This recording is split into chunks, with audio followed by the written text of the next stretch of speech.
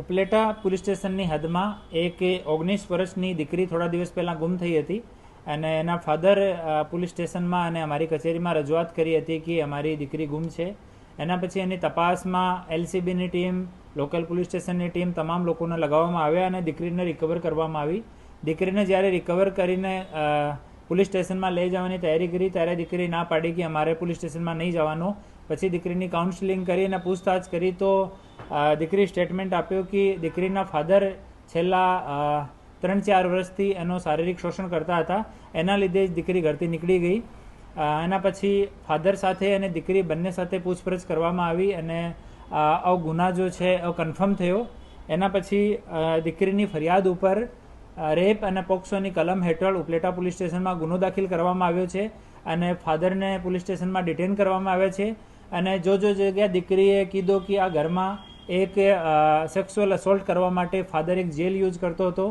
Jail અને protection ત્યાં ઘરથી દીકરીના નિશાનદેહી ઉપર રિકવર કરવામાં આવ્યો છે. અને પછી પૂછતાછમાં એવો ખબર પડ્યો કે દીકરીની કઝન સિસ્ટર જો હાલ 17 વર્ષની છે એનો પણ છેલ્લા 7 વર્ષથી આ દીકરીનો ફાધર હે ઓ શારીરિક શોષણ કરી રહ્યો છે.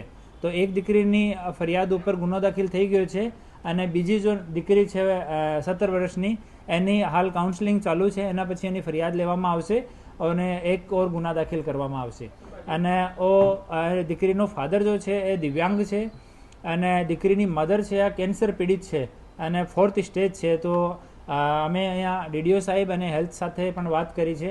દીકરીની જો મધર છે એની સારવાર માટે અમે લોકો જિલ્લા પ્રશાસન સાથે મળીને પ્રયાસ કરી રહ્યા છીએ અને માનનીય HM સાહેબ, ડેપ્ટી CM સાહેબ, માનનીય DG સાહેબ, માનનીય IG સાહેબનો સ્પષ્ટ માર્ગદર્શન છે કે મહિલા સંબંધિત અપરાધોમાં 0 ટોલરન્સ હોવી જોઈએ અને આ મુજબ જ અમે લોકો આમાં કામ કરી રહ્યા છીએ.